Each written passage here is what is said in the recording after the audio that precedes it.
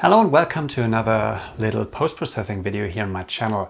So I'm currently working on a limited edition of 20 of my photos, which will also make it into an exhibition next year if all goes as planned. And yeah, this is two firsts for me. So I've never sold a photo of mine as limited edition print. Also, I've never done an exhibition. So yeah, well, this is very exciting, but it's actually also a lot of work, especially because of the amount of prints I have to prepare. And yeah, I thought this might be a nice little video series where I can take you a little bit behind the scenes of what I do. So the first video now today is working on a print, or not on a print, on one of my master files to prepare it basically. So I show you a few post-processing techniques. So after I selected the photos for the exhibition, the first step was selecting the paper. And yeah, I went with a Hahnemühle Paul paper, which I had used for some prints in the past, and I think it looks fantastic for color prints. It has a very high quality feel and also a very subtle structure. And yeah, for a limited edition, I think it's perfect. But yeah, before I can get to actually doing the soft proofing for that paper and then also ordering test prints and reordering test prints most likely, I first have to make sure that the master files, so the source material, is really flawless. And yeah, don't get me wrong, normally my master files are finished, so they are very good, nearly flawless. But for such a limited edition and also for the exhibition, for this event, I really want to revisit those and do some more pixel peeping. So really get in close, and also especially since I'm using some files which I haven't looked at for several years, I think it's always a good idea before you do a larger set of prints to really get in close and look for any flaws. And yeah, that's what I'm gonna show you. I show you a few techniques I use to really clean up those files. And yeah, afterwards, maybe not in this video, but in follow-up videos, I'll also show you my process for soft proofing, then how I order the prints. So I'm doing some proof prints via Whitewall. And here it's important how I compare those later. So make sure that the colors of those prints are really what I'm seeing on the screen. And yeah, if not, how I would make adjustments. And yeah, I'll also show you, for example, for limited edition prints, usually you also need a certificate. So I show you how I designed it, or will design it. So I'm still working on it. What information is important, what you have to look out for, what goes onto such a certificate, because limited edition print is not just you print some photos and say it's a maximum number of print you'll do. You also need to have a signed certificate. You have to sign the prints and somehow match those to make sure they're really unique. Yeah, that's what I'm going to show you. And in the end, hopefully next year, I'll also take you along behind the scenes of the actual exhibition. So a lot of exciting stuff, at least for me, hopefully also a little bit interesting for you. And yeah, let's not talk much longer here. Let's look at one of the photos which I want to now clean up. The photo I want to clean up today is a photo I took several years ago at Cannons Cove in Cornwall. So this is the coastline here, which you have around this cove. And Cannons Cove is actually down here. That's a little beach with a house, and it's a fantastic area to take photos. And yeah, this one here was maybe, I think, my second or third visit already. And yeah, I got the perfect sunset that evening. It's also one of my favorite photos from Cornwall. So yeah, this one definitely has to make it into the exhibition. And yeah, that's why I'm now cleaning it up. And yeah, first looking at it now at this size, you don't see any actual flaws. And normally I wouldn't expect too many, but it's an older file, so I've refined my workflows a bit, and I'm working a little more detailed at my master files now. So I'm sure we're gonna find something. First of all, what I usually want to do, and it's something which I do as the first step when I work on a photo, I clean up any sensor dust and stuff. But as you continue to work on a photo and get to the final master file, you've added a lot of contrast and color and stuff. And sometimes sensor dust, which you didn't see in the beginning because there wasn't so much contrast, will now become apparent. But here in this view, it's still hidden. So what I have here is a little action cleanup helper, and you can create one of those very easily. It's just basically, so here I have an empty layer on which I will do the cleanup. Then I have a simple black and white layer, and then I have 4 curves layers, and each of those looks just like this here. This creates a very high contrast. It looks not really good, but that's not the intention here. What it does, it shows me any sensor dust. And right here you already see something. So yeah, it's very subtle normally in the normal print. You just can make it out a bit. I don't think you see it in the video, but yeah, when you have a huge print of it, you definitely have to make sure that those are gone. And yeah, this is what those helper layers are for. And I go now to this layer 1, this cleanup layer. I usually take the healing brush tool, and I would always have this active, so basically exclude all the adjustment layers, and I just want to sample the layers, all layers, which is just the layer beneath. And then I just sample an area next to it and go over this spot, and it's gone. And yeah, I'll now go in here at 100%, as you can see, and yeah, move over the complete image. And up here you see another little sensor dust or sensor spot. And yeah, it's a little annoying, it takes a lot of time, but when you use your camera, you'll often end up having some of those spots on it. And yeah, then you should remove them at the latest stage, at least when you go for print, because in web you normally don't see that those spots. But if you plan to do print, especially if you want to sell those prints, you have to make sure there are no flaws. So I really go over this and remove anything which looks like some sensor dust or spots. Could also be spots on the lens, which make the light break a little different. And what this also helps, you see if there are noisy parts in the image, you would also now recognize those instantly, and you would know where you would maybe add a little selective noise reduction. Okay, so this is one thing you can do or should do. As I said, I do it in the beginning, right after the raw processing normally, but it's also good if you do it again in the end because of the reasons I just told you. Okay, then I remove those, and yeah, since I'm already doing cleanup here, I might as well go in and look for some other flaws which I might want to clone out here. Just looking close, for example, here down the water, this looks a little strange for me. And also this little grass here, I just remove it because it might be distracting, especially here being at the frame at the outer edge. And that's always something I look out for. If I have something intruding into the frame just a bit from the outside, this is usually distracting, so I go along the edge of the image now. For example, down here, this very bright spot. It's very small, but still, being at the edge of the frame, I can just remove it. And also down here.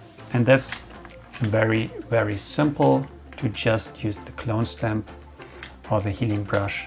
Also this here. For those stones, it's very simple. It's only important that you sample a few different areas so you don't see a repetition pattern. And also this very bright grass here. You see, it's not much work I'm gonna do here. Just going along the edges, and I might actually also remove this flower now because I think here at the edge it's too distracting. Let's just remove this.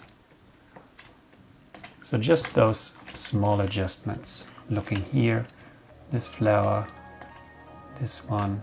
Also you see here a little repetition, which is why I just sample from another area. Just making sure I don't have any distractions. Okay, now going along this edge, or very high contrast edges, is also usually a good idea because often you find something which you don't want there. But I think this for now is good enough for the cleanup. And it's always for you to decide how much time you spend on an image. I'm kind of a perfectionist, which is why I usually take a bit longer. So as a next step, I want to look at color fringes, which might have been missed by the removal of chromatic aberration I normally do in the beginning, directly at the raw files, but depending on your lens, you might still have some, and as you work on an image, those become more apparent. And this being one of the older photos, you find those down here. For example, you see is a light bluish tint here around those edges. Here's a little reddish. So usually you look for those at high contrast edges. Also down here, this might be improved a bit. And yeah, I showed you the technique I'm now gonna use in another video, which I'm gonna link. I'm actually using frequency separation to separate the high frequency parts of the image from the low frequency parts, which mostly contain colors. And we're gonna do this by merging down this layer, duplicating it. I'm gonna call this one low layer, so low frequency, and this one I call high. Oops. So the first step, I take the low layer, and let's zoom in on this part here, which I think is gonna need some cleanup. Go to filter, blur, Gaussian blur, and here I select the radius which kind of fits this feature which I want to clean up. So it's something mostly less than 4 pixels. If I go too much, this would not be working on this fine detail fringe. So I really need to go with something like this. So I'm gonna try 3.7 here, press OK. Now on the high frequency layer, I go to image, apply image, and first I select the low layer here. I go to invert, I use the add mode and the scale of 2. So those settings here are what you want to use for 16-bit image. For 8-bit images, which I wouldn't suggest using if you're doing post-processing, there are other settings which you surely can look up somewhere on the internet, but this is what you're gonna need for 16-bit images. So I press OK, and now what's left, I have to set this mode here to, let's see, I think it was linear light. And the effect of this is now before and after. It looks basically the same. So without the frequency separation and with it, you have the same image, but now you can work on the lower frequency to do cleanup and also on the high frequency layer. And now if we look at this high frequency layer, you see there's very subtle color here, and I'm gonna use the brush, set the mode to color, just select medium gray, and I can also show the rest of it. So with like 50%, I'm gonna paint along this bluish line here, and you see, or at least I hope you can see it, because in the video I think it's not that apparent, but basically make this bluish tint disappear. And if it doesn't work with this radius, so I think there's still a little bit left, I'm gonna repeat this step later and use a little higher radius to target a little bit more. But you always have to be careful. If you make the radius too high, what you're gonna do is you will end up painting in gray fringes basically. So always have to be careful, and you better start with a lower radius and go into the details, paint along, and that's again a step I do. And sometimes it's a little bit more, sometimes a bit less, and you typically want to look at the high contrast edges. You can also use it if you have some areas where the color is a little too saturated, so detail areas, you can paint across it, so always using a medium gray. So let's look up here, and it seems like I already did quite a good job the first time here, removing any fringes, but here also it looks like there's a little bit of fringing, and as I said, it's it's not very much because this is already kind of a finished master file. Now for the next step, we look at possible sharpening artifacts. So you know, if you sharpen an image, what happens is that the contrast edges, basically you increase the contrast. So what happens if you do this too early in your processing, you get those little fringes at high contrast edges, and if you continue to work on an image, those are basically increased and it's not so much fun to clean it up later. That's why I usually do the sharpening very far at the end of my processing. So if you looked or watched my start to finish tutorials, you know the process I do.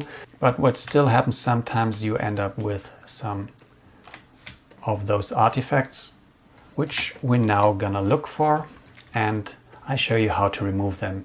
Even though here in this image there's actually not much of them, but I still want to show you the technique you can use. What you need is a new layer, which you set to the darkening mode. So what I found with those sharpening artifacts, it's usually on one side on the dark side you get kind of a black line or a very dark line, and on the bright side it's usually where you have a very bright line, and those are the lines you want to fix because they are very visible also in a print. So for very huge prints, those will show up.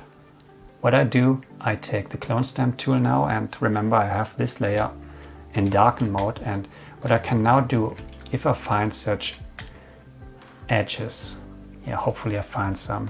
Okay, as I said, in this image it's not much, but I would sample an area next to it and go with like 80%, and I just paint along the edge. And what this does, it will not paint here. So for example, because of the darken mode, you don't see anything here. Let's put this to normal. Now you see what happened. But the magic is putting this to darken mode. Then it will only darken. And what I want to darken are those sharpening edges or those sharpening artifacts, which usually run along those high contrast lines. But yeah, for this image, actually, there's not so much of it. Let's see down here a bit, but the technique still applies. So here I have a bit of an artifact. Let's move in very close, then you actually see it now. So yeah, I usually do this step on my master files before I prepare them even for web, which is why you don't see much of those lines. But it's usually a good idea to, as I said, revisit an image and go along the edges again, just in case I missed something the first time. Can also use a bigger brush if I want, and the darkening mode prevents this from bleeding into the landscape. Yeah, but it's really not that much for this image. So down here in the water, I think there's a bit which I can remove, just going along this. And I usually use a soft brush because then the transition to the bright side is smoother. Just going up here and fixing those edges. Here we actually see one. It's easy to fix. Going up. So it's very fine detail work, which you wouldn't do for web, but for huge prints, this is really a worthwhile thing to do if you are a pixel peeper, because I usually also like to pixel peep at prints. So I'm not the guy you see standing far away from a print. That's what I do in the beginning, but then I get close and I want the prints to look good even when inspected from just 20 centimeters. So I want to find details in the prints. I'm always disappointed when I look at prints which look great from afar and then I go close and yeah, they just don't hold up. Okay, so yeah, this usually takes a little time for me.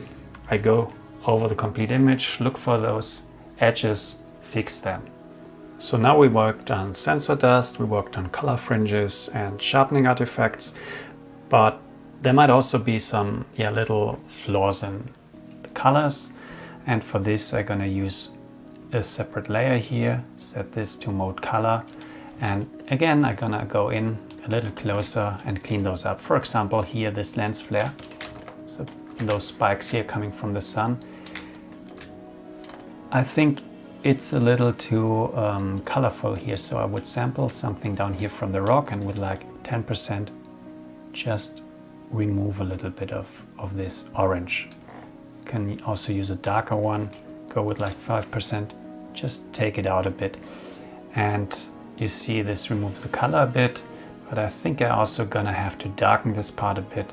So I go to soft light, basically using dodge and burn, and just make this a bit darker. Now I can combine it again.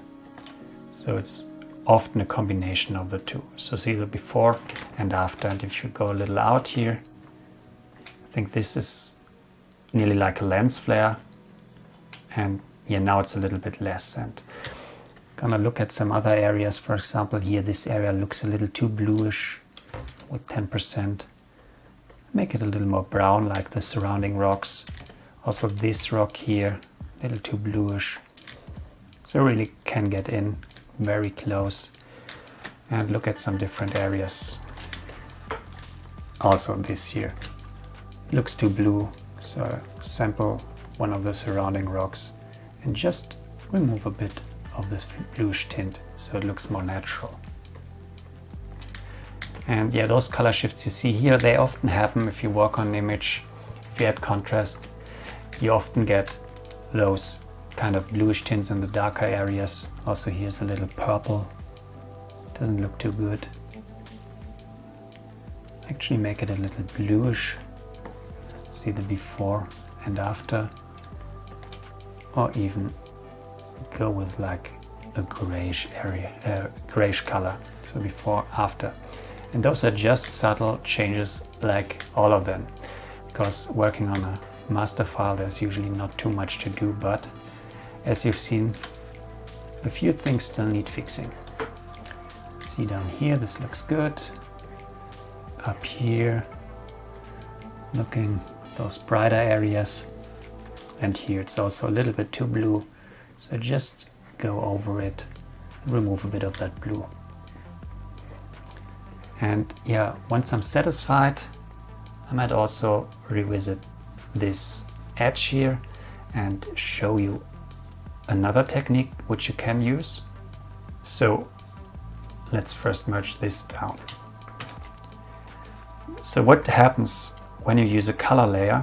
Let's for example do it here. Sample a bluish tone and I would paint over this dark area.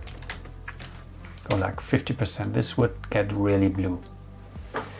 Now if I put a curves layer here, set this curves layer to mode darken, and then I clip this one to the curves layer. Now watch what happens. Suddenly you get much less of the effect. That's again kind of a technique which I showed you where you can combine blend modes. So you have this darken mode which kind of protects the effect a bit. You still get a little bit of it, you see, but it's much less than if this would be normal. So what does this help now? Let's put it back to darken. Where is it? Also clear this layer. This helps actually if you want to clean up colors at edges. Again, kind of color fringes, and this technique which could also work a bit. So I would sample a color here and then draw along this edge with like 30%, and by having this protective curves layer, this color change I'm doing here, this painting with color, doesn't bleed so much into the dark tones. Yeah, so you saw it does affect the dark tones a bit, but only very slightly. So it's basically a protection. Yeah, and this is actually also a very cool technique to use if you work on edges. If you have some strange or funky colors going on at edges, you can just use this combination and then just draw along those edges, and you have the dark parts, in this case the rocks, protected. And yeah, so this shows that it always helps to play around a bit with those layer blend modes, because sometimes you can find something very cool which is actually usable. So most of the blend modes I don't use a lot, but yeah, sometimes I just try to combine them and I end up with quite a useful technique. So yeah, I think I'm gonna stop this here. Gonna go over the image now, doing the last details, but this is basically what I would do on the master file to finish it up. And if I now find that also it needs a little bit more contrast here and there, then I would also do this on the master file, save the master file, so in case I gonna do more prints in the future, I now have a master file which is really flawless. And yeah, I hope you like those techniques. They are really for pixel peepers, I know, but yeah, you can adapt them, you can use them at other parts of your workflow. Hope you liked it. If so, leave it a thumbs up this video. Also subscribe for seeing more parts in the series where I talk a little bit about the soft proofing stuff and also printing. See you soon. Bye.